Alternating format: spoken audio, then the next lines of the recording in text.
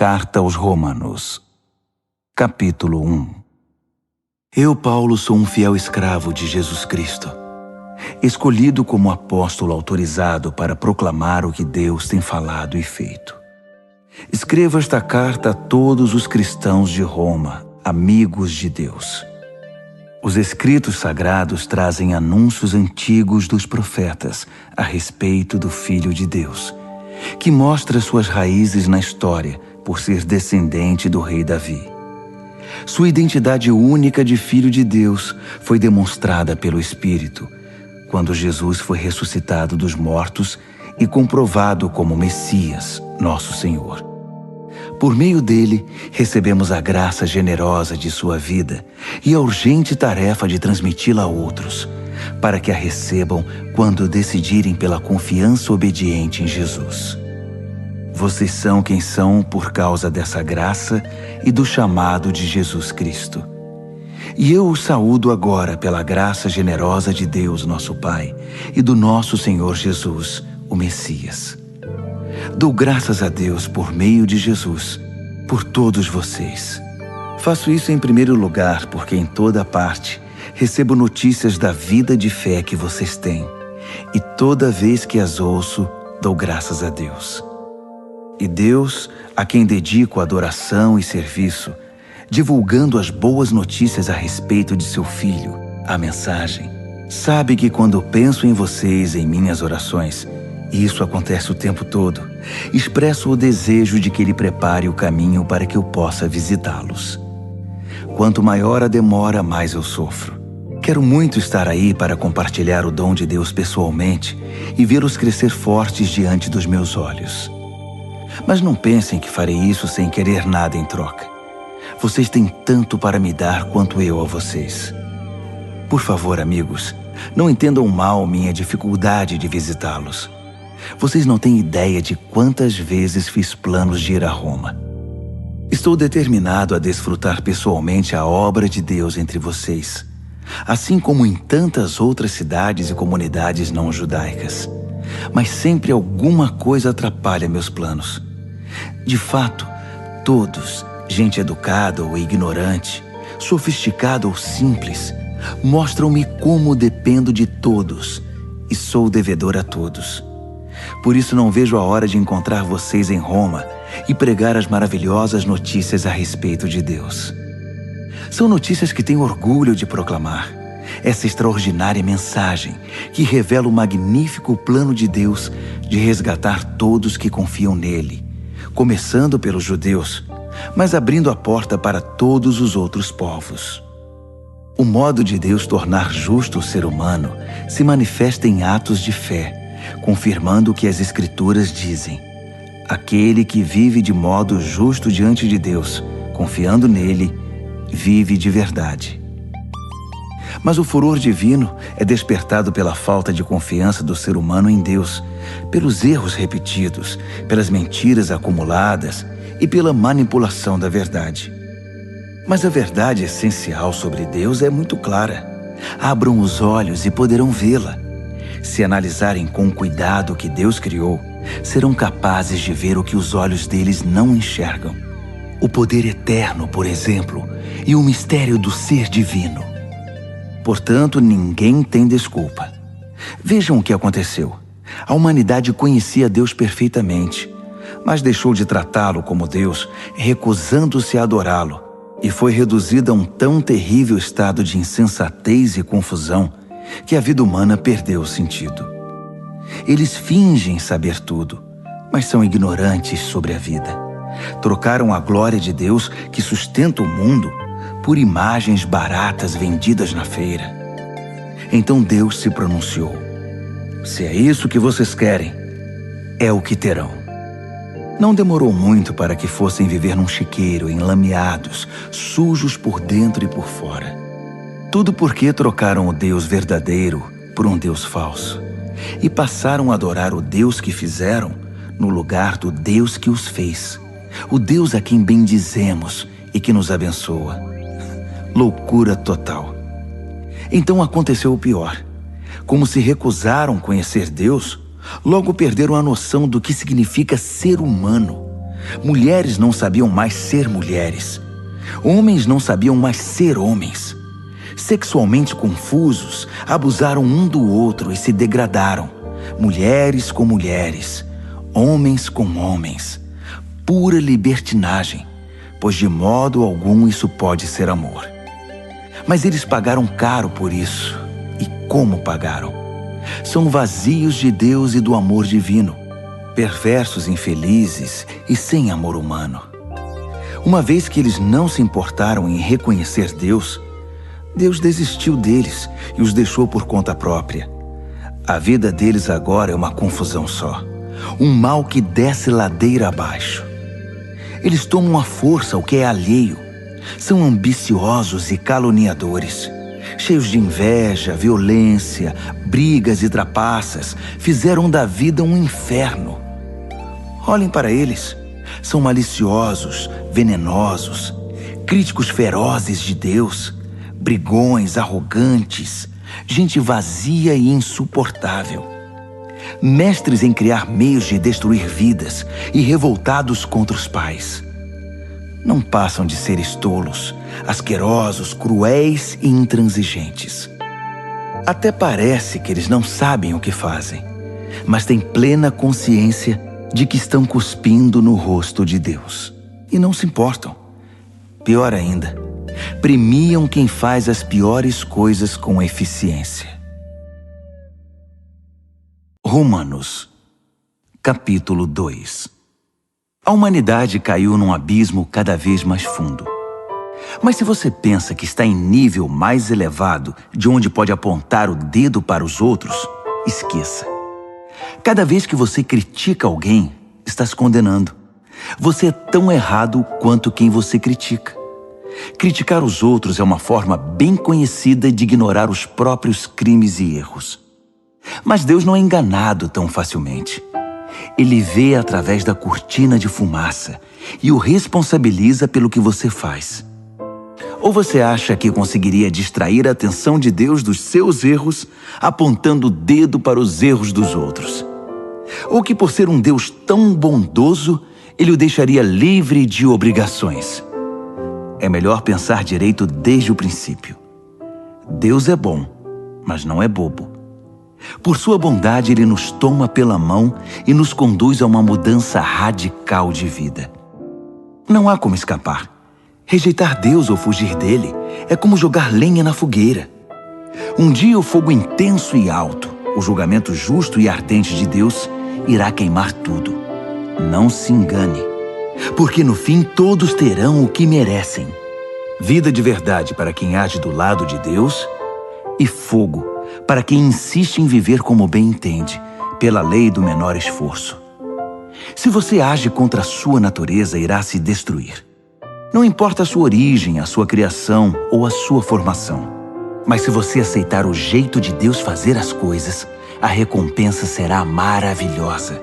Nesse caso, também não importa a origem ou a formação. Ser judeu não é garantia automática de aprovação. Deus não se orienta pelo que os outros dizem ou pelo que você pensa de você. Ele tem seus critérios. Se você peca sem saber, Deus leva isso em consideração. Mas se você peca de modo consciente, a história é outra. O mero ato de ouvir a lei de Deus é perda de tempo se você não faz o que Ele manda. Praticar, não apenas ouvir, é que faz diferença para Deus. Se um pagão que desconhece a lei de Deus consegue segui-la mais ou menos por instinto, ele confirma a verdade dela pela obediência. Comprova assim que a lei de Deus não é um elemento estranho imposto de fora para dentro, mas algo que faz parte da própria constituição humana. Existe algo no interior do ser humano que ecoa o sim e o não de Deus, o certo e o errado. A resposta deles ao sim e ao não de Deus será de conhecimento público no dia em que Deus tomar a decisão final a respeito de cada homem e mulher. A mensagem que proclamo por meio de Jesus Cristo leva em consideração todas essas diferenças. Se você foi educado como judeu, não pense que pode descansar em sua religião. orgulhoso de estar por dentro da revelação de Deus, de experimentar as melhores bênçãos de Deus, de estar atualizado com as doutrinas. Tenho um recado especial para você que está seguro disso, que conhece a palavra revelada de Deus e se sente em condições de levar a Deus outros que estão em labirintos escuros e emoções confusas. Você está guiando os outros, mas quem está guiando você? Falo sério. Enquanto você prega, não roube, você rouba? Afinal, quem iria suspeitar de você? A mesma coisa vale para o adultério e para a idolatria. Você consegue se safar de qualquer situação com discursos eloquentes sobre Deus e sua lei. As Escrituras dizem, é por causa de vocês, judeus, que os pagãos são hostis a Deus. O texto denuncia um problema antigo que não irá se resolver. A circuncisão, o ritual no corpo que marca você como judeu, só terá importância se sua vida estiver de acordo com a lei de Deus. Se não estiver, é pior que não ser circuncidado. O oposto também é verdadeiro. Quem não é circuncidado e vive nos caminhos de Deus é tão bom quanto o circuncidado e até melhor. É melhor guardar a lei de Deus sem ser circuncidado que quebrá-la sendo circuncidado. Entenda isto. Não é o corte feito por uma faca que o torna judeu. Você se torna judeu pelo que você é. A marca de Deus no coração. Não a da faca na pele é que faz de você um judeu. E a identificação vem de Deus, não de críticos legalistas. Romanos, capítulo 3. Mas se é assim, que diferença faz ser judeu ou não? Ser ensinado nos caminhos de Deus ou não? Na verdade, faz muita diferença, mas não como muitos pensam. Para começar, lembre-se de que os judeus foram incumbidos de escrever e transmitir a revelação de Deus, as Escrituras Sagradas. E como fica a situação dos judeus que abandonaram sua posição? Deus não os abandonou. Você pensa que sua falta de fé cancela a fidelidade de Deus? De jeito nenhum. Contem com isto. Deus mantém sua palavra, ainda que o mundo inteiro minta descaradamente. As Escrituras dizem o mesmo. Suas palavras permanecem fiéis e verdadeiras. A rejeição não intimidará Deus. Mas se nossa maneira errada de agir apenas realça e confirma o caráter fiel de Deus, não deveríamos ser elogiados por isso? Se nossas palavras nem sequer deixam marca em suas boas palavras, Deus não cometeria um erro em nos pôr contra a parede e nos condenar pelo que dissemos? É uma pergunta natural, mas a resposta é não. Um não bem enfático. Como as coisas seriam corrigidas se Deus não agisse para corrigi-las? É maldade afirmar: se minhas mentiras servem para mostrar a verdade de Deus de maneira mais gloriosa, como posso ser condenado? Estou fazendo um favor para Deus. Alguns, na verdade, tentam pôr essas palavras em nossa boca, alegando que saímos por aí anunciando: quanto mais mal fazemos, mais bem Deus faz. Então, continuemos assim. É pura calúnia. E estou certo de que vocês concordam conosco. Se é assim, aonde isso nos levará? Será que nós, judeus, estamos em situação melhor que os outros? Na verdade, não. Basicamente, todos nós, judeus e não judeus, começamos em condições idênticas. Todos nós começamos como pecadores. As Escrituras não deixam dúvidas sobre isso. Não há ninguém vivendo como deve, nenhum sequer. Ninguém entende, ninguém presta atenção em Deus. Todos eles erraram o caminho. Todos estão vagueando sem rumo. Ninguém está vivendo da maneira correta. E não creio que há quem o consiga. A garganta deles é um túmulo aberto e a língua escorregadia para enganar. Cada palavra que pronunciam está impregnada de veneno. Eles abrem a boca e empesteiam o ar. São eternos concorrentes ao prêmio Pecador do Ano e emporcalham a terra com sofrimento e ruína. Não fazem a menor ideia do que seja viver em comunidade. Eles passam por Deus e o ignoram. Está claro que esse texto não representa o que Deus diz a respeito dos outros, mas o que diz sobre nós, a quem as Escrituras foram primeiramente endereçadas.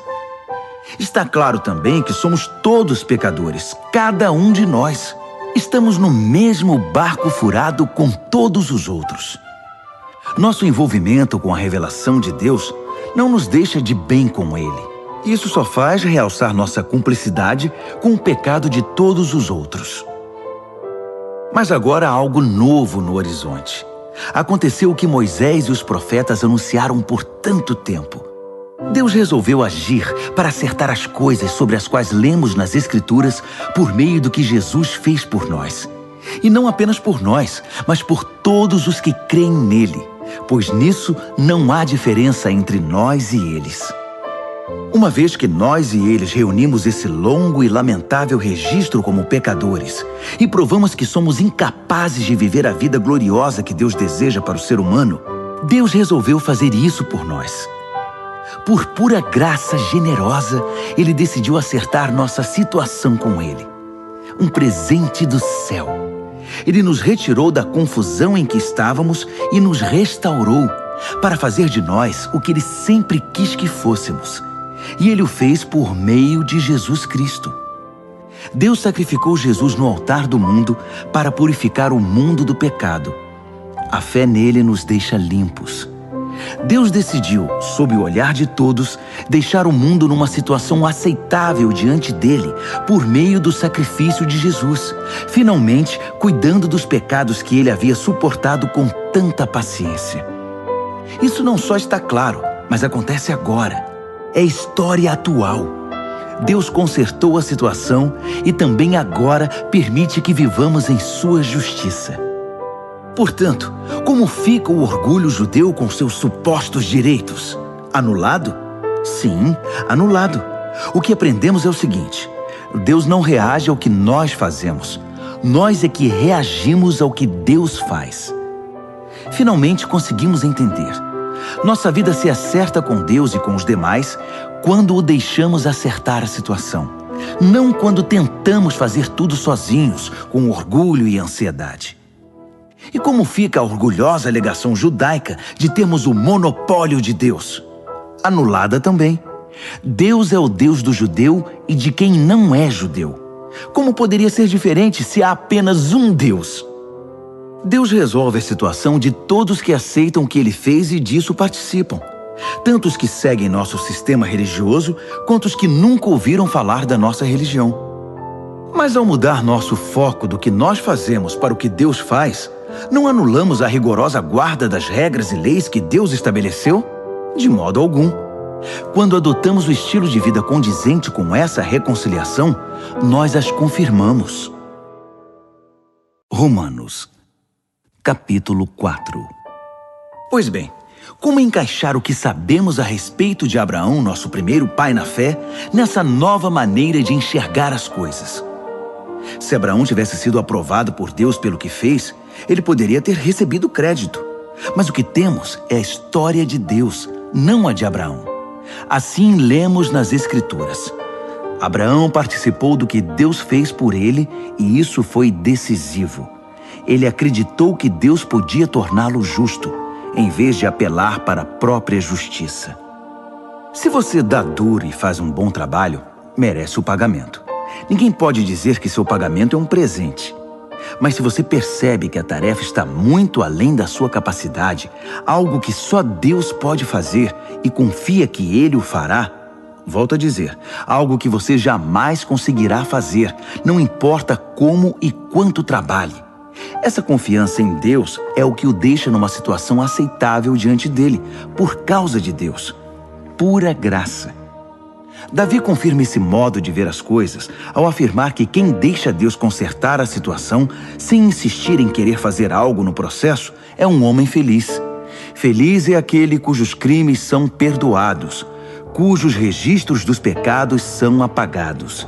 Feliz é a pessoa contra quem o Senhor não tem nada a apresentar. Vocês pensam que essa bênção é dada apenas para aqueles que guardam nossas tradições religiosas e são circuncidados? Acham que a bênção pode ser dada a alguém que nunca ouviu falar das nossas tradições, que não foi criado em nossa forma de devoção para com Deus? Todos nós concordamos em que foi por aceitar o que Deus fez por Abraão que ele foi declarado justo diante de Deus, não é?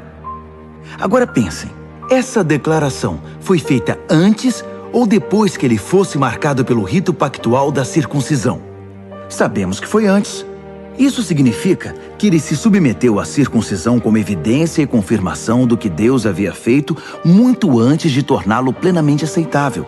Um ato de Deus que ele aceitou de todo o coração. Isso ainda significa que Abraão é pai de todos os povos que aceitam o que Deus faz por eles, enquanto ainda estão na condição dos de fora em relação a Deus, não identificados como propriedade de Deus, isto é, como incircuncisos. Justamente, os que se encontram nessa condição é que são chamados justificados por Deus e com Deus. Abraão, claro, também é o pai dos que se submeteram ao rito da circuncisão, não apenas por causa do rito, mas porque desejavam abraçar pela fé o que Deus fez por eles, seguindo o exemplo de vida que Abraão viveu antes de ser marcado pela circuncisão. A famosa promessa de Deus a Abraão, que ele e seus descendentes possuiriam a terra, não foi feita em razão de algo que Abraão tenha feito ou viria a fazer. Foi baseada na decisão de Deus de acertar tudo para com ele, e foi disso que Abraão participou quando creu. Se alguém receber esse presente de Deus apenas por ter seguido certas ordens ou por ter cumprido formalidades, essa confiança não faz sentido, e a promessa vira um contrato frio. Seria um acordo comercial, não uma promessa santa. Um contrato cheio de pormenores, elaborado por um advogado detalhista, pode resultar em obrigações que você jamais seria capaz de cumprir. Mas se não há contrato, apenas uma promessa, e uma promessa de Deus, você não pode quebrá-la. É por isso que o cumprimento da promessa de Deus depende inteiramente da confiança que depositamos nele e em seus caminhos, e de que o aceitemos e a tudo que ele faz. A promessa de Deus chega como um presente. É o único modo de garantir a participação nela, tanto os que guardam as tradições religiosas, quanto os que nunca ouviram falar delas. Porque Abraão é o pai de todos nós. Ele não é o nosso pai racial. Isso seria ler a história de trás para frente. Ele é nosso pai na fé. Chamamos Abraão de pai não porque Deus lhe tenha dado atenção por ter vivido como santo, mas porque Deus agiu em Abraão quando ele não era ninguém. Não é o que lemos nas Escrituras que Deus diz a Abraão: farei de você pai de muitos povos? Abraão foi primeiro chamado de pai e depois se tornou pai, porque ousou acreditar que Deus faria o que somente Deus poderia fazer: levantar os mortos para a vida e, com uma palavra, trazer algo à existência a partir do nada. Não havia esperança, mas Abraão creu, decidido a viver não com base no que sabia que era incapaz de fazer, mas no que Deus disse que ele faria. Assim, foi feito pai de uma multidão de povos. O próprio Deus declarou: você terá uma grande família, Abraão. Abraão não ficou pensando em sua incapacidade, dizendo: sem chance, este corpo de 100 anos nunca vai gerar um filho. Ignorou décadas de infertilidade de Sara e foi persistente. Não foi reticente sobre a promessa de Deus com questionamentos. Em vez disso, mergulhou na promessa e se fortaleceu. Ficou à disposição de Deus, certo de que ele cumpriria o que tinha dito. É por isso que se diz: Abraão foi declarado justo diante de Deus ao confiar que Deus o justificaria. Mas não é só Abraão. O mesmo acontece conosco. O mesmo é dito a respeito de nós, que aceitamos e cremos naquele que trouxe Jesus à vida, quando de igual modo não havia mais esperança. O Jesus que foi sacrificado fez-nos aceitáveis diante de Deus. Tornou-nos justos perante Deus. Romanos, capítulo 5. Ao aceitar pela fé o que Deus sempre desejou para nós, consertar nossa situação com Ele, tornar-nos prontos para Ele, alcançamos tudo isso com Deus por causa do nosso Senhor Jesus. Mais ainda, abrimos-nos para Deus e descobrimos ao mesmo tempo que Ele já se abriu para nós e nos achamos no lugar que Ele queria que estivéssemos perante a graça e a glória de Deus na presença dEle, expressando o nosso louvor. Mas ainda há muito mais. Continuamos a expressar nosso louvor, mesmo que estejamos cheios de problemas, porque sabemos que os problemas podem desenvolver em nós paciência. E como a paciência, por sua vez, forja o aço temperado da virtude, mantendo-nos atentos quanto ao que Deus pretende fazer. Desse modo, passamos a ter esperança. Com essa expectativa, jamais nos sentiremos enganados. A verdade é que nem temos como reunir todas as vasilhas necessárias para encher com tudo o que Deus generosamente derrama sobre nossa vida por meio do Espírito Santo. Cristo chegou na hora certa para tornar isso realidade. Ele não esperou que todos estivessem preparados. Apresentou-se disposto ao sacrifício quando ainda éramos fracos e rebeldes demais para fazer alguma coisa por nós mesmos. Mesmo que não fôssemos tão fracos, de qualquer maneira não saberíamos o que fazer. Podemos entender quando alguém morre por uma pessoa digna e como alguém bom e nobre poderia inspirar um sacrifício abnegado. Mas Deus demonstrou quanto nos ama ao oferecer seu Filho em sacrifício por nós, quando ainda éramos tão ingratos e maus para com Ele. Agora que nossa situação com Deus está resolvida por meio dessa morte sacrificial, o perfeito sacrifício de sangue, não há mais razão para estar em oposição a Deus sobre qualquer assunto. Se em nossa pior situação fomos postos em condição favorável diante de Deus pelo sacrifício de seu Filho, agora que estamos nessa situação maravilhosa, apenas imaginem como nossa vida poderá ser plena e gloriosa por meio da vida proporcionada pela ressurreição.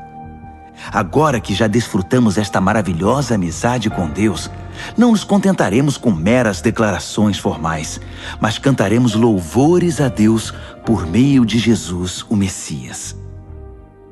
Vocês conhecem a história de Adão e de como ele nos lançou no dilema em que estamos. O primeiro pecado, depois a morte. E ninguém ficou isento do pecado ou da morte. Aquele pecado afetou os relacionamentos com Deus em tudo e com todo o mundo. Mas a extensão das consequências negativas não ficou clara até que Deus a explicasse em detalhes a Moisés. Até os que não pecaram como Adão, que desobedeceu a um mandamento específico de Deus, tiveram de experimentar o fim da vida, a separação de Deus. Mas Adão, que nos pôs nessa situação, também aponta para aquele que nos livrará dela. Todavia, o resgate não é proporcional ao pecado que traz morte. Se o pecado de um homem deixa multidões de pessoas no profundo abismo da separação de Deus, imaginem a eficácia do dom de Deus derramado por meio de um homem, Jesus Cristo.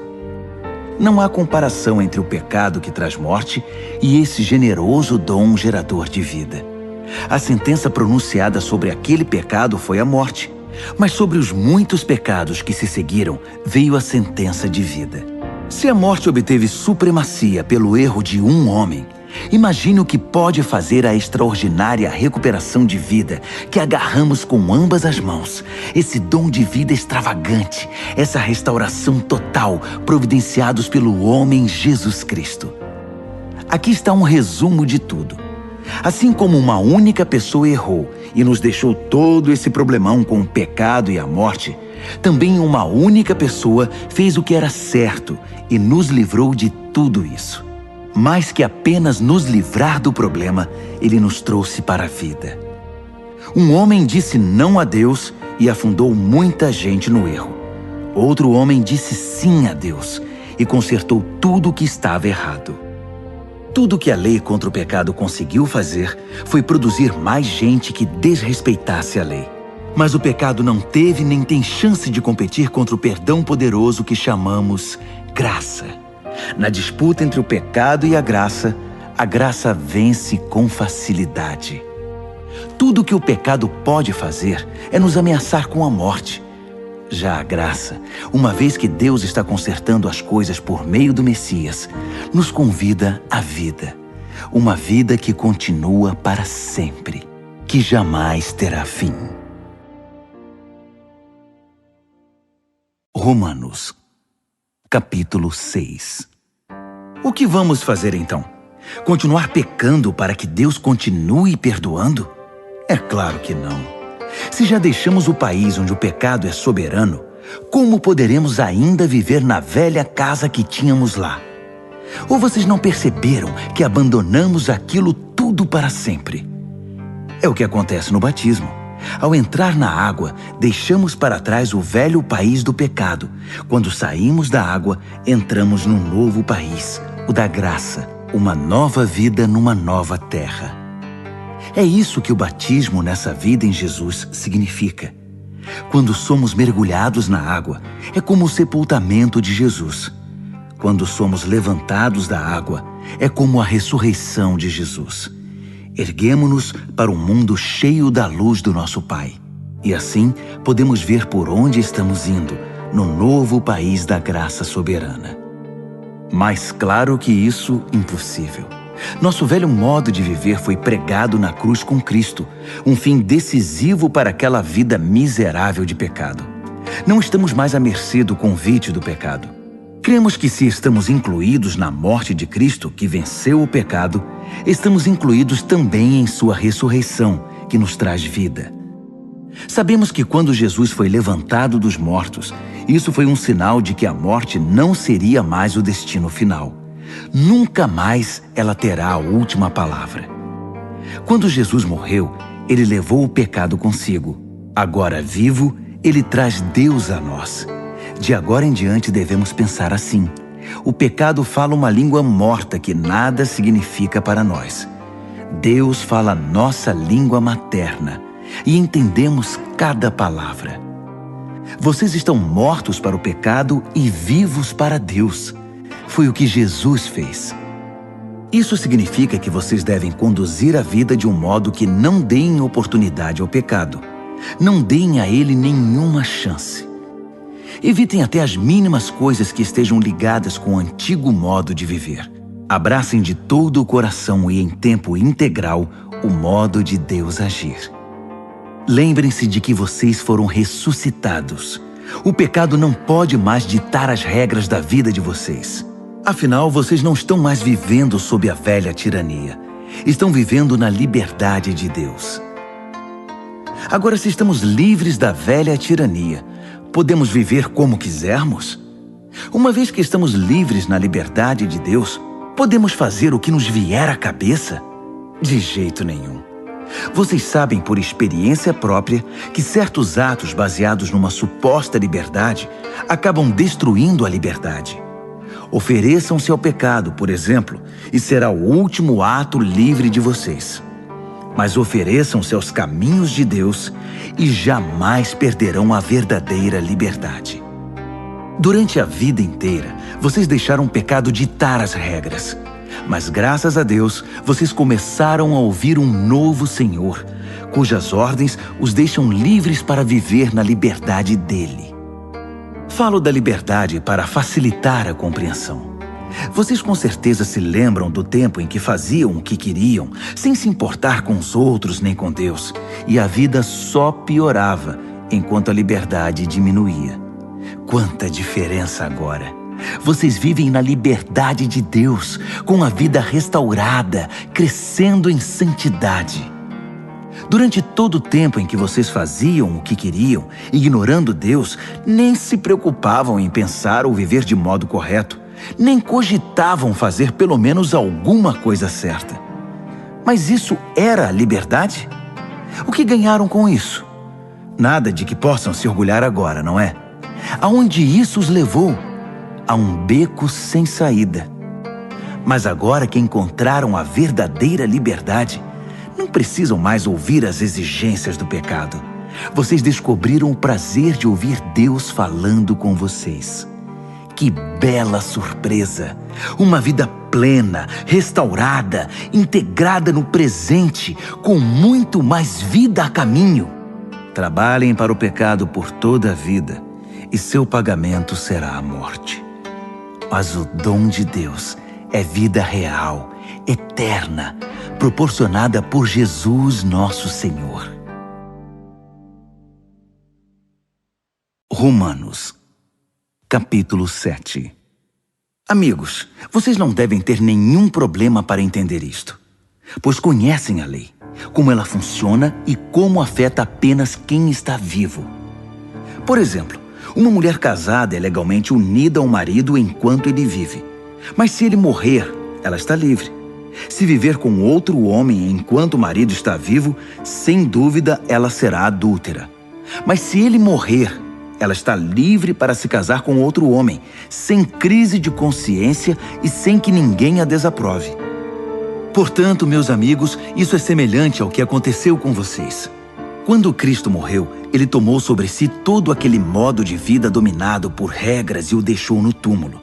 Vocês ficaram livres para se casar com a vida da ressurreição e gerar uma descendência de fé para Deus.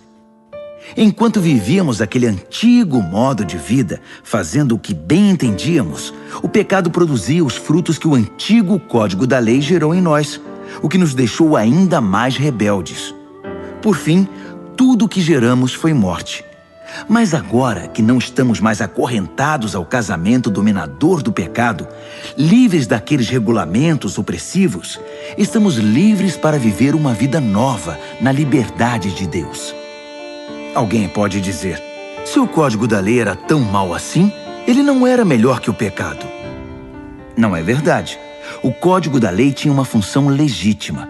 Sem suas orientações claras sobre certo e errado, nada saberíamos sobre o comportamento moral. Sem um mandamento sucinto, não cobiçarás, eu teria considerado a cobiça uma virtude e arruinado minha vida. Vocês não se lembram de como eram as coisas? Eu me lembro perfeitamente. O código da lei começou muito bem, mas acontece que o pecado encontrou uma maneira de perverter o mandamento, transformando-o em tentação, fazendo dele um fruto proibido. O código da lei, em vez de ser usado para me guiar, serviu para me seduzir. Sem a complexidade do código da lei, o pecado parecia sem atrativos e sem vida, e eu seguia meu caminho sem dar muita atenção a ele. Mas depois que o pecado pôs as mãos no código da lei e se tornou chamativo, fui enganado e caí. O mesmo mandamento que deveria me guiar à vida foi maliciosamente usado para me enganar, levando-me a um desvio. Desse modo, o pecado estava vivo, eu morto. Mas o código da lei em si é bom. É sabedoria da parte de Deus, e cada mandamento é saudável e santo. Prosseguindo, já posso ouvir a próxima pergunta de vocês. Quer dizer que não posso confiar no que é bom, isto é, na lei? O bem é tão perigoso quanto o mal? É claro que não. O pecado apenas fez aquilo que o tornou famoso. Usar o bem como cobertura para me induzir a fazer o que no final iria me destruir. Ao ocultar o bom mandamento de Deus, o pecado provocou consequências negativas que jamais conseguiria causar por si só. Posso antecipar a resposta também. Sei que todos os mandamentos de Deus são espirituais, mas eu não sou. Essa não é também a sua experiência? Sim, estou cheio de mim mesmo. Afinal, passei longo tempo na prisão do pecado. O que não entendo a meu respeito é que decido uma coisa e faço outra, sendo levado a fazer o que absolutamente desprezo. Então, se não consigo decidir o que é melhor para mim mesmo e fazê-lo, é óbvio que o mandamento de Deus é necessário. Entretanto, preciso de algo mais. Pois se conheço a lei e mesmo assim não posso guardá-la, e se o poder do pecado dentro de mim insiste em sabotar minhas melhores intenções, obviamente preciso de ajuda. Entendo que não posso cumpri-la. Posso desejar, mas não posso fazer. Decido fazer o bem, mas de fato não o faço. Decido não fazer o mal, mas acabo fazendo de um modo ou de outro. Minhas decisões não resultam em ações. Algo está muito errado no meu interior e sempre tira o melhor de mim. Isso acontece tanto que já é previsível. No momento em que decido fazer o bem, o pecado está lá para me derrubar. É pura verdade que eu me alegro nos mandamentos de Deus. Mas é óbvio que nem tudo em mim é festa. Partes de mim se rebelam em segredo. E quando menos espero, elas assumem o controle. Já tentei de tudo, mas nada resolve. Já não aguento mais. Não há ninguém que possa me ajudar? Não é essa a verdadeira pergunta? A resposta, graças a Deus, é que Jesus Cristo pode e me ajuda. Ele agiu para consertar as coisas nesta vida de contradições com a qual quero servir a Deus de todo o coração e mente, mas sou puxado pela influência do pecado e acabo fazendo algo que não desejo.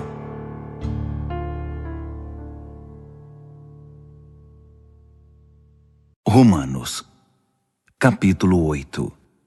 Com a chegada de Jesus, o Messias, o dilema fatal foi resolvido. Os que estão em Cristo não precisam mais viver numa nuvem escura e depressiva. Um novo poder está atuando.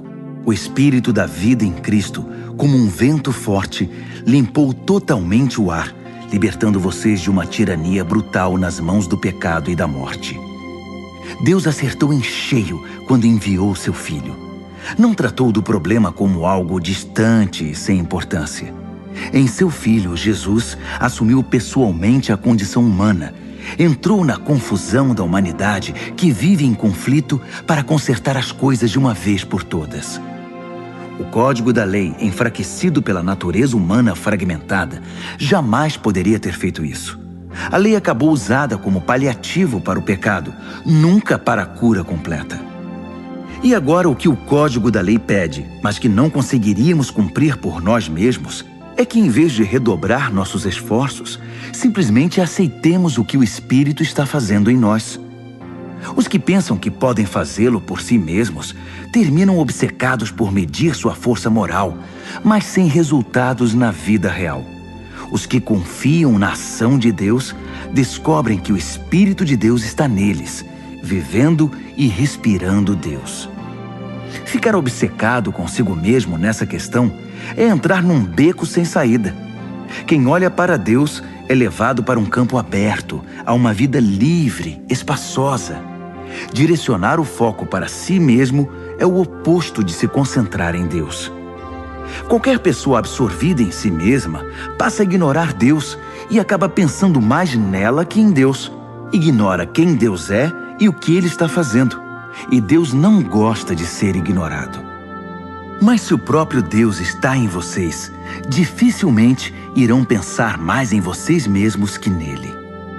Quem não recebeu esse Deus invisível, mas plenamente presente, o Espírito de Cristo, não saberá do que estamos falando. Mas vocês que o receberam e o têm habitando em vocês, mesmo que ainda experimentem as limitações do pecado, experimentam a vida de acordo com Deus. Não há dúvida de que se o Deus vivo e presente, que ressuscitou Jesus dentre os mortos, atua na vida de vocês, Ele fará em vocês o mesmo que fez em Jesus. Ele os trará vivos para si. Quando Deus vive e respira em vocês, e Ele o faz, como fez em Jesus, vocês são libertos daquela vida morta. Com seu Espírito vivendo em vocês, o corpo de vocês será tão cheio de vida quanto de Cristo. Vocês não percebem que não devemos um centavo à velha vida, na qual a pessoa tem de fazer tudo por si. Não há nada nessa vida para nós, nada mesmo. O melhor a fazer é dar a ela um enterro definitivo e se engajar na nova vida. O Espírito de Deus nos chama. Há muito o que fazer e lugares para conhecer. A vida da ressurreição que vocês receberam de Deus não é vazia. Nela há uma constante expectativa de aventura que sempre pergunta para Deus: e agora, Pai, o que vamos fazer? Como as crianças fazem. O Espírito de Deus entra em contato com o nosso espírito e confirma a nossa identidade. Sabemos quem Ele é e sabemos quem somos, Pai e filhos. Sabemos também que vamos receber o que está por vir, uma herança inacreditável. Iremos passar pelo que Cristo passou. Se enfrentamos momentos difíceis com Ele, então é certo que com Ele passaremos momentos inesquecíveis. Não penso que seja possível fazer uma só comparação entre os tempos difíceis de hoje e os bons tempos que virão. O mundo criado quase não se contém esperando pelo que vem a seguir. Tudo na criação sofre restrições.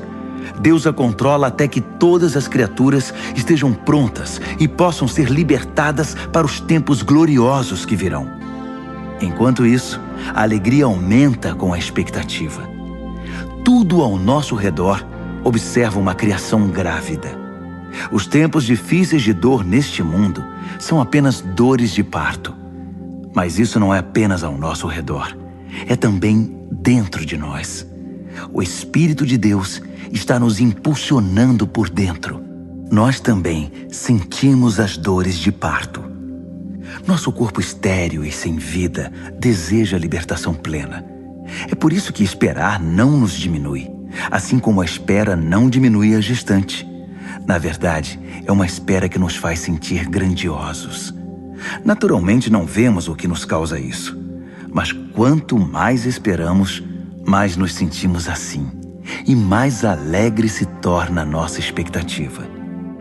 Se em algum momento nos cansamos de esperar, o Espírito de Deus está ao nosso lado, nos dando aquela força. Se não sabemos como orar, não importa. Ele ora em nós e por nós, utilizando nossos suspiros sem palavras, nossos gemidos de dor. Ele nos conhece melhor que nós mesmos, conhece nossa condição de gravidez e nos mantém na presença de Deus. Assim, podemos ter certeza de que cada detalhe em nossa vida de amor a Deus é transformado em algo muito bom. Deus sempre soube o que estava fazendo. Ele decidiu desde o princípio moldar a vida daqueles que o amam pelos mesmos padrões da vida do Filho, pois o Filho é o primeiro da fila, na humanidade que ele restaurou. Nele, vemos a vida humana em sua forma original. Depois de decidir como seus filhos deveriam ser, Deus continuou convidando as pessoas, chamando-as pelo nome. Em seguida, ele as firmou numa sólida base, nele mesmo. Após ter feito tudo isso, ele permanece com essas pessoas até o fim, concluindo gloriosamente o que havia iniciado. Então, o que acham?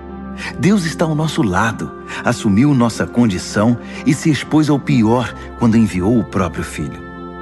Haveria alguma coisa que ele não faria por nós de modo espontâneo e feliz? Quem ousaria implicar com os escolhidos de Deus, arrumando briga com ele? Quem ousaria ao menos apontar um dedo? Aquele que morreu por nós e por nós foi ressuscitado para a vida, está na presença de Deus nesse exato momento, intercedendo por nós. Acham que alguém será capaz de levantar uma barreira entre nós e o amor de Cristo por nós? Não há como. Nem problemas, nem tempos difíceis, nem ódio, nem fome, nem desamparo, nem ameaças de poderosos, nem punhaladas nas costas, nem mesmo os piores pecados listados nas Escrituras. Eles nos matam a sangue frio porque odeiam a ti. Somos vítimas fáceis. Eles nos pegam um a um. Nada disso nos intimida, porque Jesus nos ama. Estou convencido de que nada, vivo ou morto, angelical ou demoníaco, atual ou futuro, alto ou baixo, pensável ou impensável, absolutamente nada pode se intrometer entre nós e o amor de Deus, quando vemos o modo com que Jesus, nosso Senhor, nos acolheu. Romanos, capítulo 9. Ao mesmo tempo, vocês precisam saber que todo o tempo carrego comigo uma imensa tristeza, uma dor profunda dentro de mim, e nunca me livro dela. Não estou exagerando. Cristo e o Espírito Santo são minhas testemunhas. São os israelitas. Se houvesse um jeito de eu ser amaldiçoado pelo Messias para que eles fossem abençoados por ele, eu o faria sem hesitar. Eles são minha família, cresci com eles. Eles tinham tudo: família, glória, reuniões, revelações, adoração, promessas. Sem falar que são o povo de onde veio o Messias, o Cristo, que é Deus sobre tudo, sempre. Amém. Mas não pensem que a palavra de Deus tenha falhado em algum ponto. O problema é antigo. Para começar, nem todos os israelitas fisicamente são israelitas espiritualmente. Não foi a linhagem de Abraão que trouxe essa identidade, e sim a promessa de Deus. Lembram-se do que foi dito? Sua família será considerada por Isaque? Isso significa que a identidade israelita nunca foi determinada fisicamente, por transmissão genética, mas por Deus, pela promessa. Lembram-se da promessa? Quando eu voltar no próximo ano por esta época, Sara terá um filho. E não foi a única vez. Também foi feita uma promessa para Rebeca, muito além da genética. Quando ficou grávida do nosso antepassado Isaque e esperava os gêmeos ainda inocentes, incapazes de fazer bem ou mal, ela recebeu uma confirmação especial da parte de Deus. Na ocasião, Deus mostrou que seu propósito não é algo que dependa do que fazemos ou deixamos de fazer, e sim determinado por sua decisão, vindo diretamente de sua iniciativa. Deus disse a Rebeca: o primeiro a nascer dos gêmeos ocupará o segundo lugar. Mais tarde, a situação deu origem à dura frase: eu amei Jacó, mas rejeitei Esaú. Será que com isso podemos dizer que Deus é injusto? Vamos devagar. Deus disse a Moisés: misericórdia é comigo mesmo, compaixão é comigo mesmo. A compaixão não nasce em nosso coração compadecido, nem em nosso esforço moral, mas na misericórdia divina. Foi o mesmo caso do faraó. Eu o escolhi para ser mero coadjuvante no drama da minha poderosa salvação. Tudo o que estamos dizendo é que Deus tem a primeira palavra, iniciando a ação, na qual fazemos nossa parte para o bem ou para o mal. Então você pergunta: como pode Deus nos culpar por qualquer coisa se Ele está no controle de tudo? Se as grandes decisões já foram tomadas, que temos nós com isso? Calma. Quem você pensa que é para argumentar com Deus? Por algum instante você achou que algum de nós sabe o bastante para questioná-lo? O vaso não se dirige aos dedos que o moldaram dizendo: por que você me deu essa forma? Não é óbvio que o oleiro tem todo o direito de transformar um pedaço de argila num vaso de flores e outro numa panela de cozinhar feijão? Se Deus precisa de um pote especial para a sua ira e outro para a sua bondade gloriosa, não estará Ele certo? O mesmo Ele fez com os judeus, mas também acontece com outros povos. Oséias deixa isso claro: eu chamarei os sem nome e os nomearei. Chamarei os desprezados e os farei amados. No lugar em que gritaram: você não é ninguém, eles chamam vocês de filhos do Deus vivo. Isaías mantém a ênfase. Se cada grão de areia da praia fosse numerado e a soma chamada escolhidos de Deus, eles seriam ainda números, não nomes. A salvação vem por escolha pessoal. Deus não nos conta, chama pelo nome. Meros números não são seu objetivo. Isaías enxergou esta realidade. Se nosso poderoso Deus não nos tivesse dado um legado de filhos vivos, acabaríamos como cidades fantasma, como Sodoma e Gomorra. Como resumir tudo isso? Todos os que não pareciam interessados no que Deus estava fazendo, na verdade, abraçaram o que Deus fazia quando Ele endireitou a vida deles. E Israel, que parecia tão interessado em ler e falar sobre o que Deus estava fazendo, distanciou-se de Deus. Como puderam se distanciar? Porque em vez de confiar em Deus, eles assumiram o controle. Estavam envolvidos no que eles mesmos faziam, tão envolvidos nos seus projetos de Deus que não perceberam Deus à sua frente, como uma pedra no meio da estrada. Então tropeçaram nele e continuaram caindo. E Isaías de novo junta tudo isso numa metáfora. Cuidado, pus uma pedra enorme no caminho para o Monte Sião, uma pedra que você não pode contornar. Mas eu sou a pedra. Se você me procura, me encontrará a caminho, não obstruindo o caminho. Romanos, capítulo 10. Acreditem em mim, amigos. Para Israel desejo o melhor. Salvação, nada menos que isso. É o que desejo de todo o coração e em todo tempo oro a Deus por isso. Sei que os judeus são muito dedicados a Deus, mas estão fazendo tudo ao contrário. Não parecem entender que esse acerto da condição humana, que é a salvação, é obra de Deus, e muito bem sucedida. Eles montam suas lojas de salvação ao longo da rua e apregoam sua mercadoria. Após todos esses anos de recusa em se relacionar com Deus, nos termos dele, insistindo em fazer tudo à sua maneira, eles nada conseguiram como resultado. A revelação anterior tinha a intenção de nos deixar preparados para o Messias, apenas isso. Ele então iria consertar a situação dos que crescem nele. Moisés escreveu que quem insiste em usar o código da lei para viver de maneira correta diante de Deus, logo descobre que não é tão fácil. Cada detalhe da vida é minuciosamente regulamentado. Mas confiar em Deus para moldar a vida correta em nós é uma história diferente.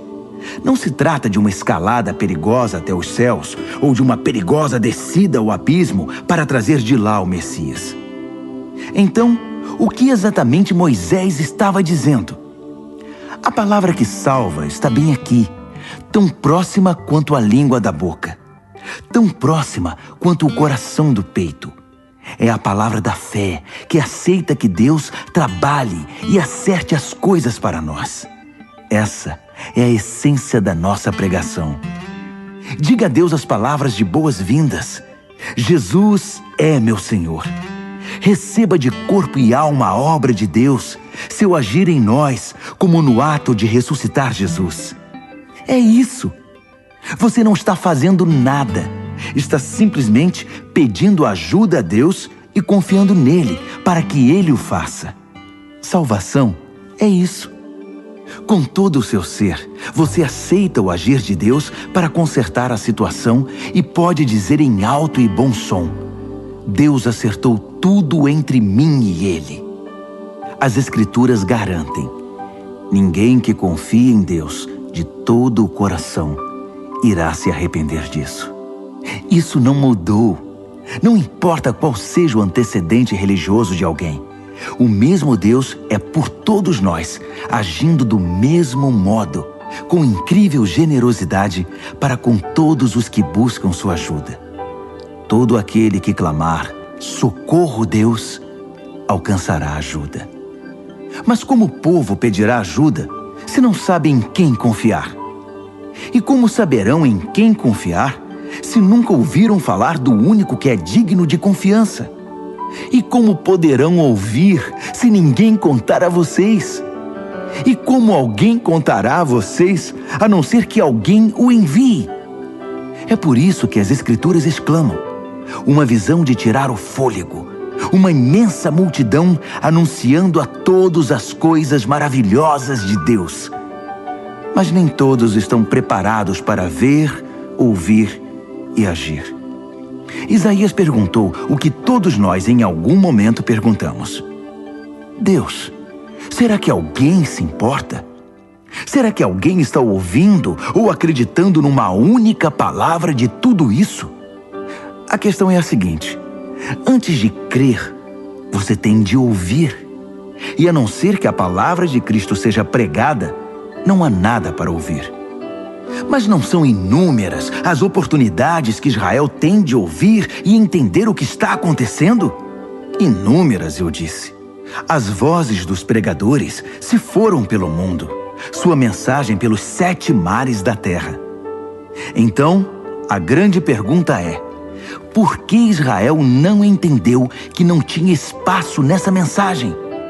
Moisés acertou quando predisse: quando vir Deus alcançar todos aqueles a quem você considera inferiores, estranhos, você irá morrer de inveja.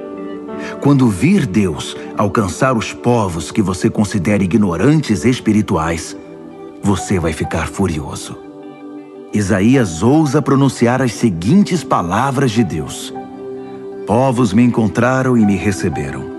povos que nunca haviam me procurado. E eu encontrei e recebi povos que nunca antes haviam perguntado a meu respeito. Então ele conclui com uma acusação. Dia após dia, chamei Israel de braços abertos, e para minha tristeza, não vi resposta a não ser puro desdém. Romanos, capítulo 11.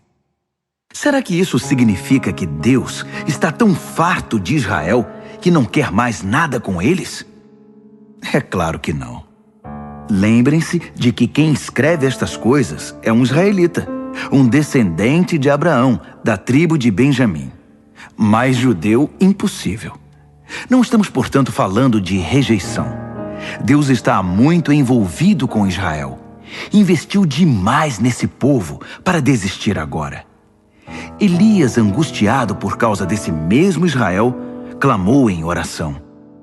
Deus, eles mataram teus profetas, destruíram teus altares. Só eu sobrevivi e agora eles estão atrás de mim. Lembram-se da resposta de Deus? Eu ainda tenho 7.000 que não desistiram. 7.000 que são leais até o fim. É a mesma coisa hoje. Ainda há uma minoria fiel e atuante. Talvez não muitos. Provavelmente mais do que vocês pensam. Eles estão firmes, não por causa do que pensam que ganharão com isso, mas porque estão convencidos da graça e do propósito de Deus em chamá-los. Se estivessem pensando apenas nos próprios interesses, já teriam largado tudo há muito tempo. O que aconteceu então? Bem, quando Israel tentou se acertar com Deus por esforço próprio, perseguindo os próprios interesses, não obteve sucesso. Os escolhidos de Deus foram os que deixaram Deus buscá-los pelo interesse que tem por eles. Como resultado, receberam um selo de aprovação. O Israel interesseiro tornou-se insensível a Deus. Moisés e Isaías comentaram a respeito. Farto de suas reclamações e do seu egoísmo, Deus obscureceu sua visão e entorpeceu seus ouvidos. Trancou-os numa sala de espelhos, e eles estão lá até hoje. Davi estava preocupado com a mesma coisa. Tomara que adoeçam ao comer a comida preparada por eles mesmos. Que quebrem a perna andando em seus caminhos egoístas. Tomara que fiquem cegos ao contemplar seus espelhos. Que tenham úlceras ao brincar de Deus. A próxima questão é: os judeus foram derrotados? Excluídos para sempre? A resposta é um enfático não. Ironicamente, eles deixaram a porta aberta quando saíram, e os de fora entraram. O resto, vocês sabem. Os judeus começaram a pensar que talvez tivessem perdido uma coisa boa. Mas se a saída deles impulsionou essa migração mundial de não-judeus para o reino de Deus, imaginem o efeito da volta deles. Que lindo retorno será. Mas não quero continuar falando deles. São vocês, os de fora, que me preocupam. Minha tarefa pessoal se concentra nos chamados de fora. Por isso me esforço ao máximo quando estou entre meus parentes israelitas, os chamados de casa, esperando que eles percebam o que estão perdendo e queiram se envolver com o que Deus está fazendo. Se a queda deles iniciou essa migração em escala mundial, sua recuperação produzirá algo ainda maior. Uma volta em massa para casa.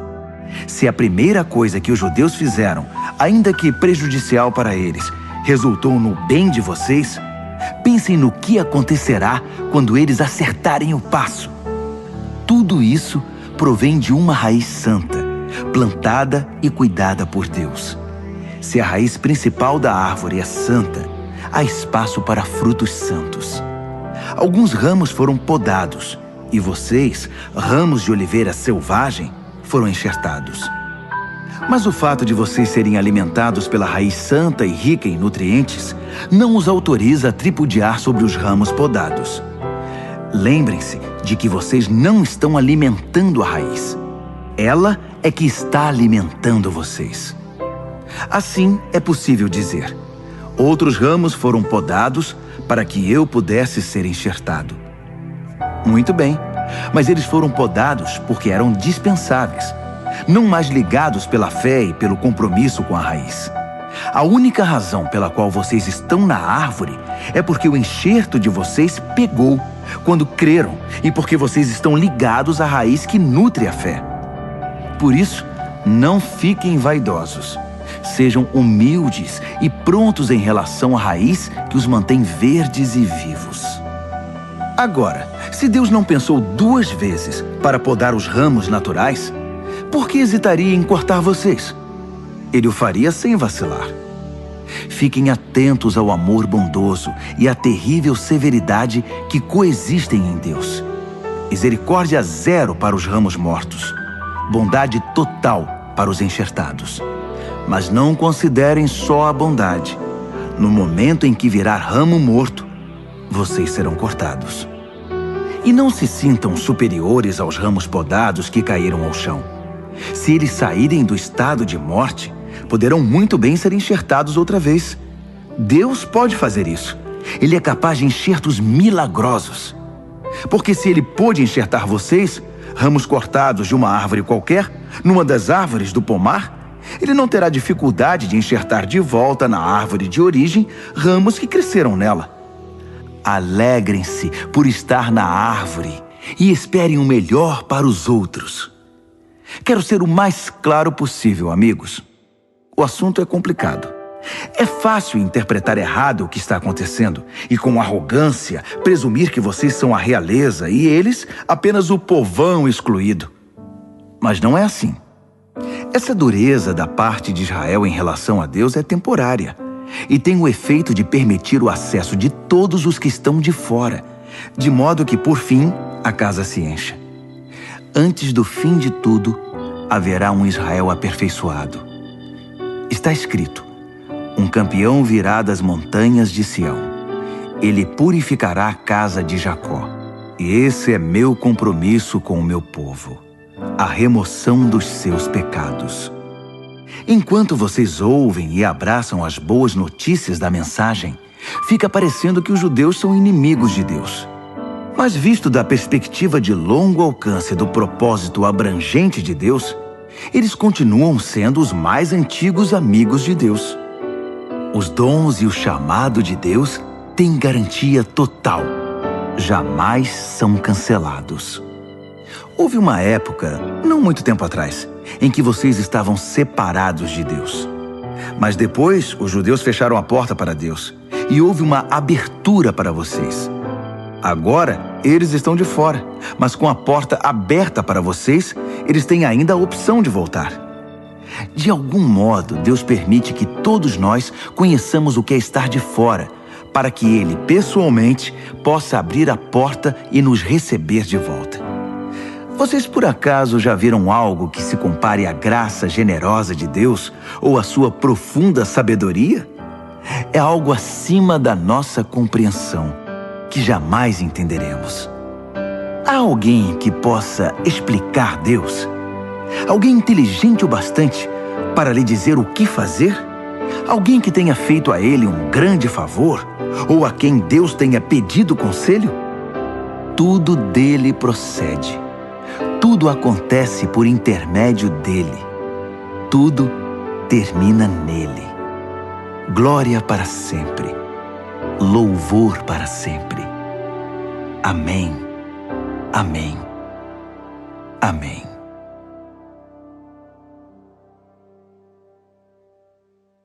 Romanos, capítulo 12.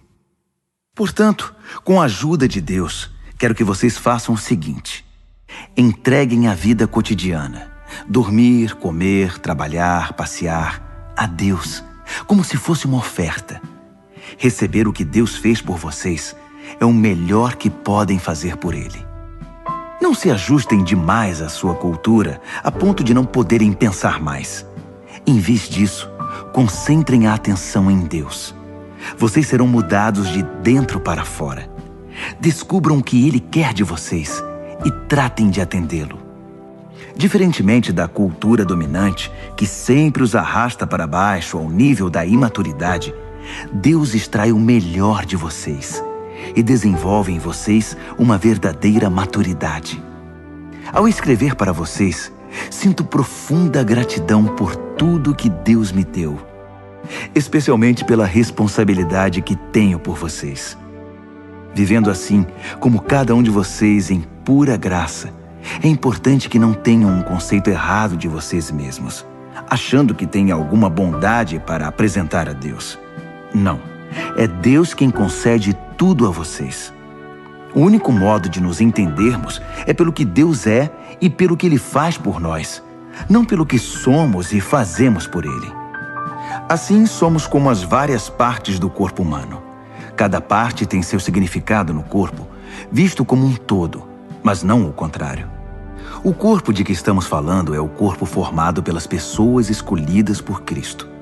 Cada um de nós encontra significado e função como parte desse corpo. Não podemos ser como um dedo decepado que não tem valor.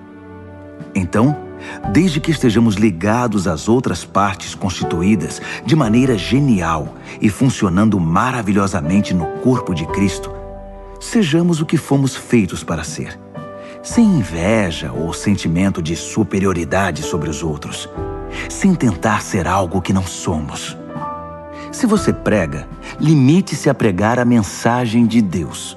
Se você ajuda, apenas ajude. Não tente assumir o comando.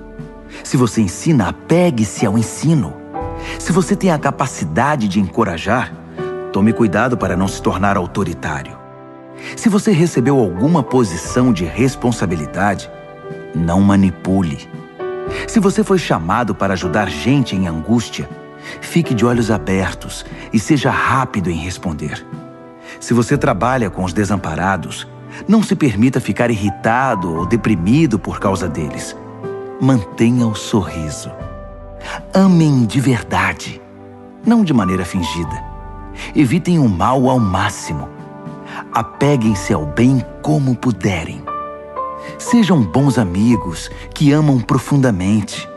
Não procurem estar em evidência. Não se deixem esgotar. Mantenham-se animados e dispostos. Sejam servos vigilantes do Senhor, com uma expectativa alegre. Não desistam em tempos difíceis, mas orem com fervor.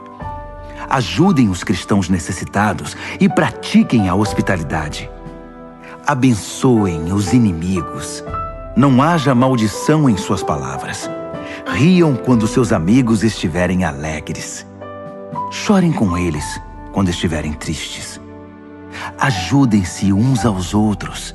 Não sejam arrogantes. Façam amigos entre as pessoas mais simples. Não se julguem importantes. Não revidem. Descubram a beleza que há em todos. Se você a descobriu em você, faça o mesmo com todos. Não insistam na vingança. Ela não pertence a vocês. Eu vou julgar.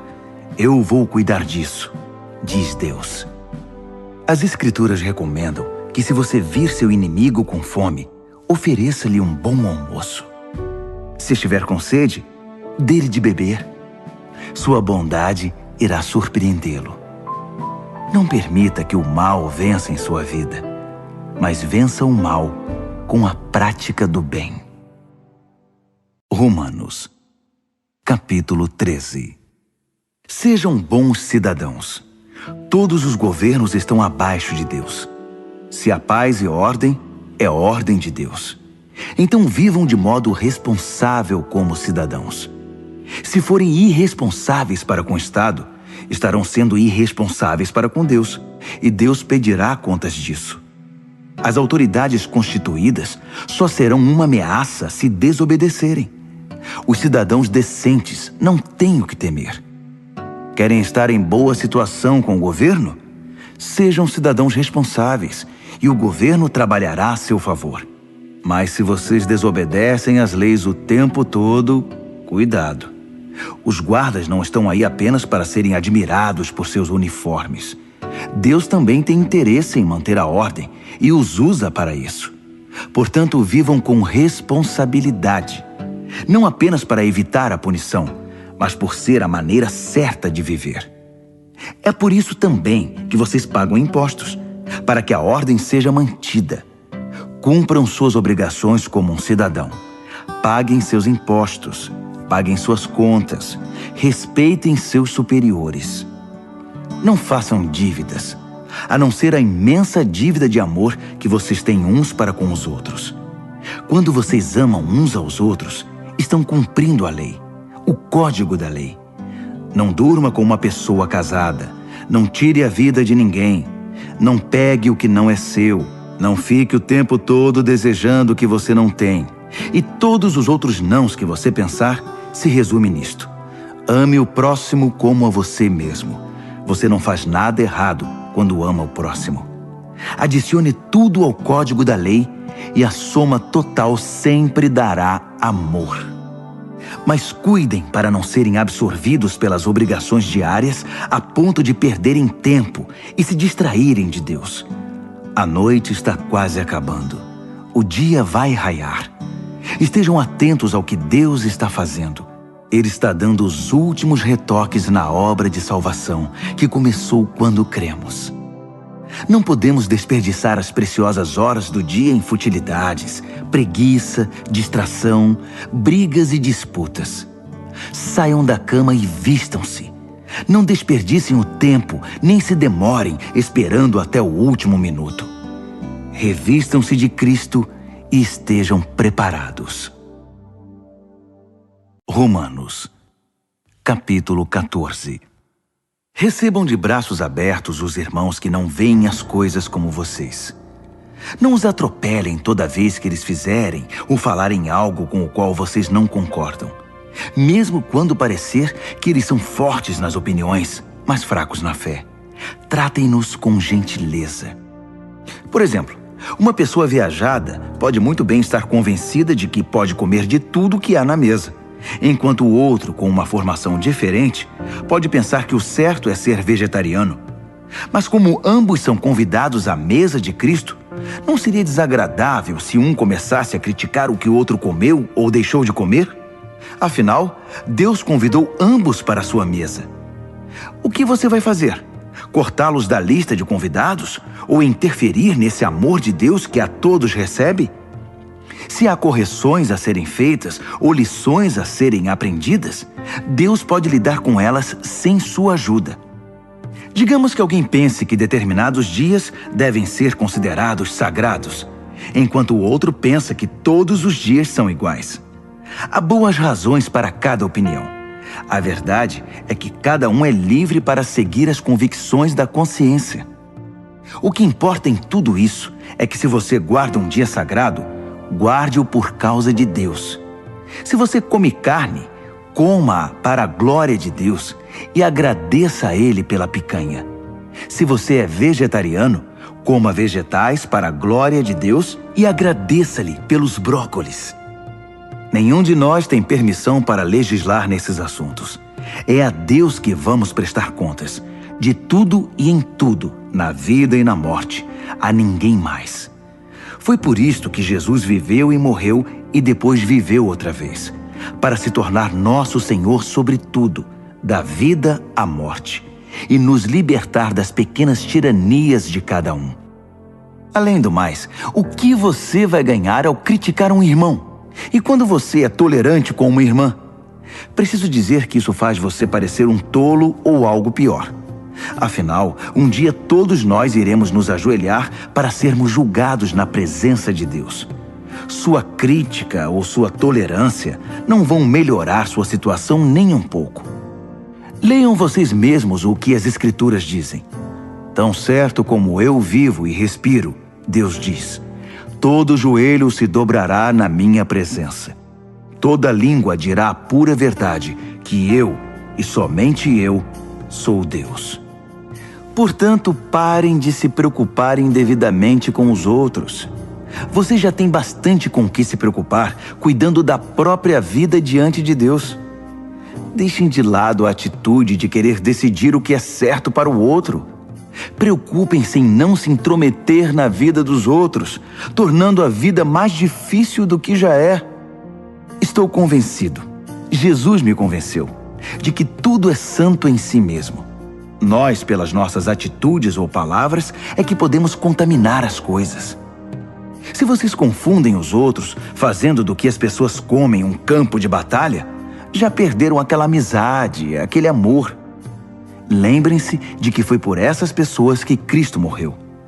Vocês vão arriscar mandá-las para o inferno por causa de uma dieta? Não ousem fazer que a comida abençoada por Deus se torne um meio de envenenar a alma. O reino de Deus não tem a ver com o que vai para o estômago. Entendam isso. Tem a ver com o que Deus faz com sua vida quando Ele a conserta e completa sua obra com alegria. Nossa tarefa é servir a Cristo com sinceridade. Façam isso e irão matar 2 coelhos com uma única cajadada. Agradar a Deus mais que a vocês e mostrar seu valor para todo mundo. Assim, estaremos empregando nosso esforço na boa convivência fraterna. Ajudem-se mutuamente com palavras de ânimo. Não ponham seu irmão lá embaixo, apontando os defeitos dele. Não permitam que uma discussão a respeito do que é ou não é servido num jantar destrua a obra de Deus entre vocês. Já disse e repito, toda comida é boa, mas pode se tornar má se vocês a usarem mal, fazendo que os outros tropecem e caiam.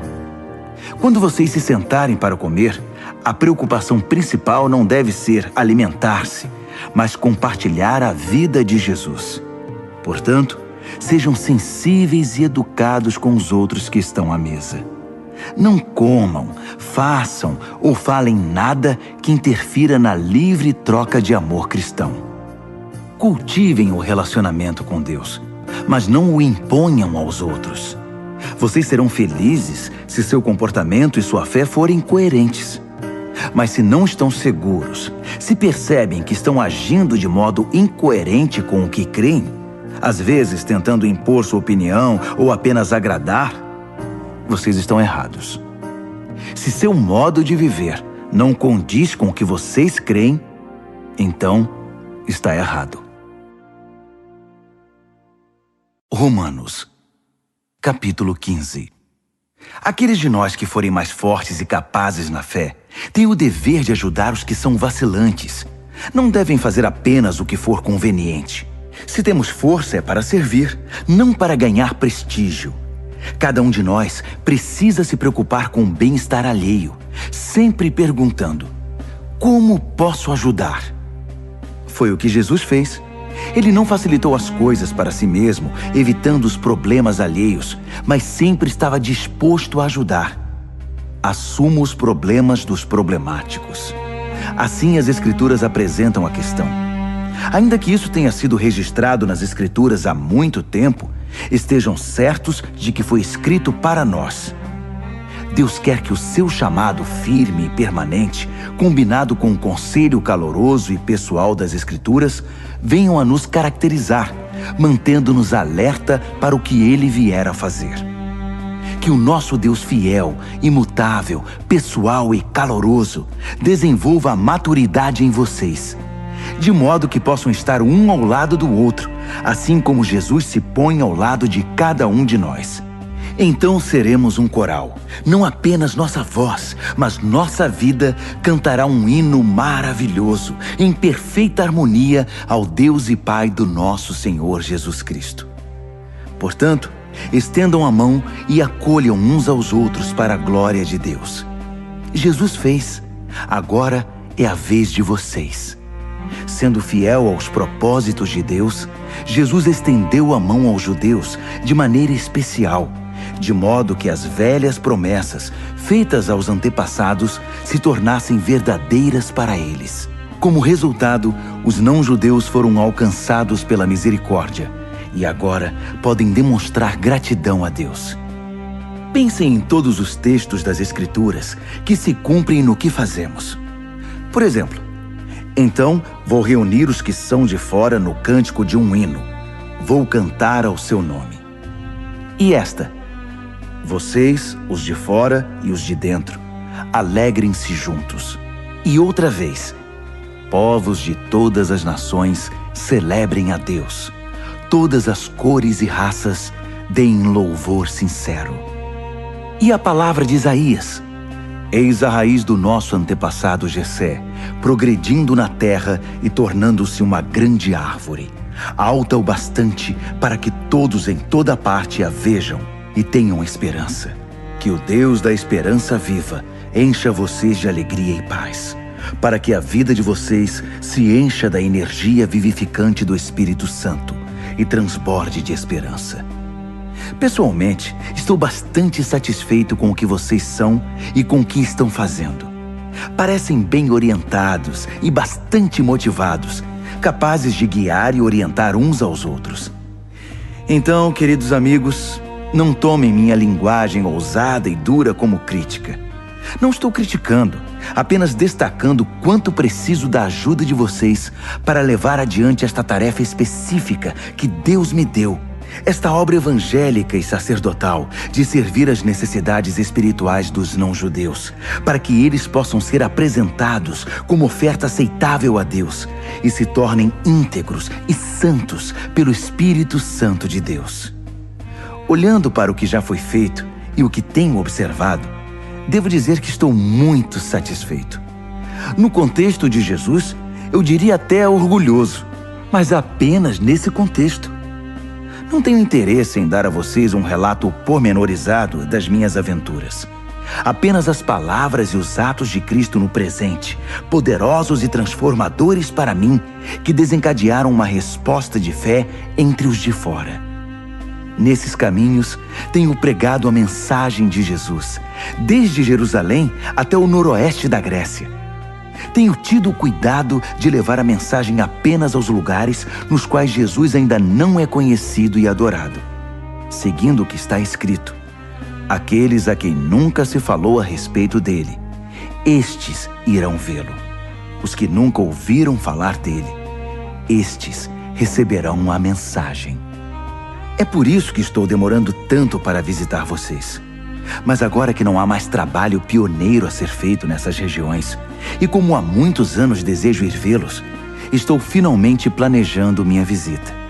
Vou para a Espanha, e então espero passar por aí e desfrutar a companhia de vocês até que, em tempo oportuno, me enviem com a bênção de Deus. Mas primeiro vou a Jerusalém entregar a oferta de auxílio aos seguidores de Jesus que vivem ali.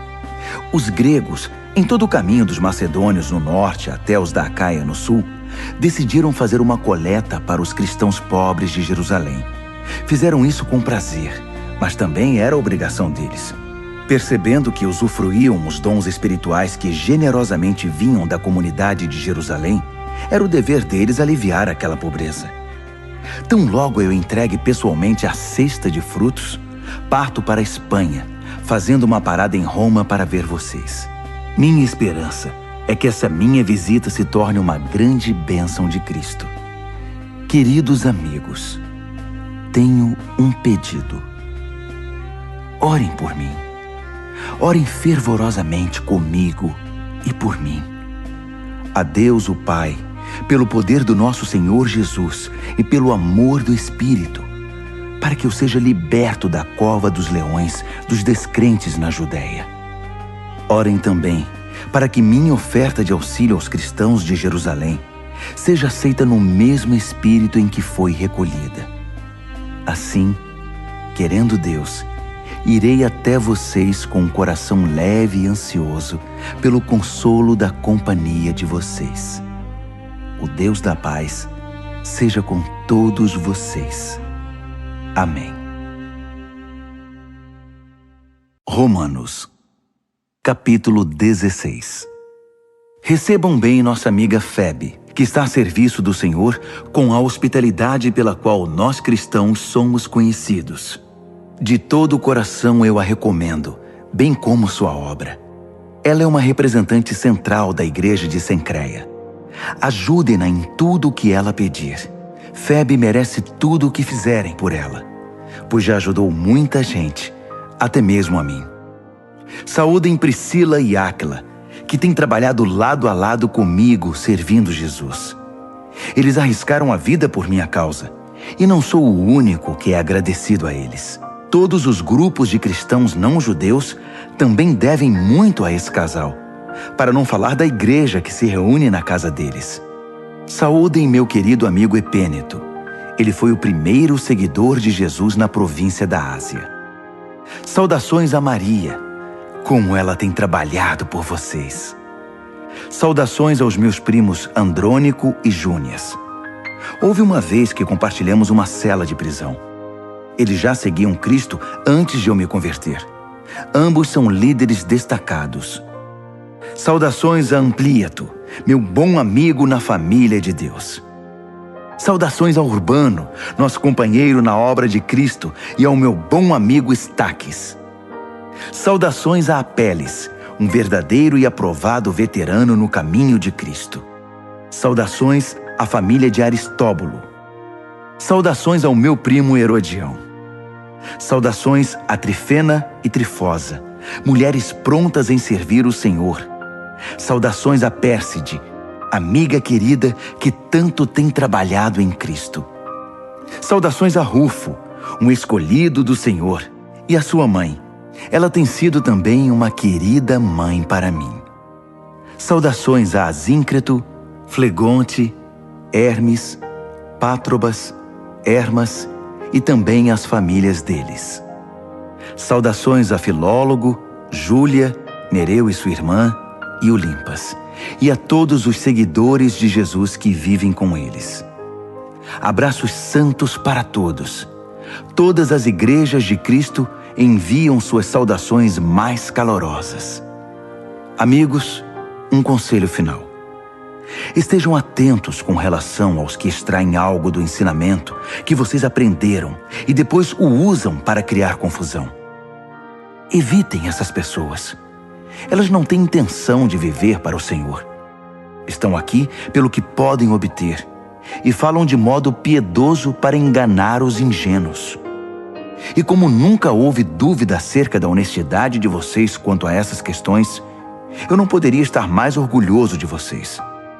Quero também que sejam prudentes, afeiçoados ao bem e distantes do mal. Não se deixem enganar pelas conversas suaves e ao mesmo tempo malignas. Fiquem atentos. Antes que percebam, o Deus da paz irá derrubar e pisotear Satanás no chão. Desfrutem o melhor de Jesus. Por fim, lá vão outras saudações. Timóteo, meu companheiro na obra, Lúcio e meus primos Jasão e Sosípatro enviam saudações. Eu, Tércio, que escrevi esta carta ditada por Paulo, envio minhas saudações pessoais. Gaio, que é meu hospedeiro e de toda a igreja, manda lembranças a vocês. Erasto, o tesoureiro da cidade e nosso bom amigo Quarto, enviam saudações. Todo o nosso louvor é dedicado ao único que é poderoso o bastante para torná-los fortes, exatamente como na pregação a respeito de Jesus Cristo, como revelado no mistério que se manteve por tanto tempo, mas que agora se tornou um livro aberto por meio das Escrituras proféticas. Todas as nações do mundo podem agora conhecer a verdade e ser conduzidas à fé obediente, cumprindo as ordens de Deus, que fez tudo, do início até a última letra. Todo o nosso louvor é dirigido, por meio de Jesus, a esse Deus incomparavelmente sábio. Amém.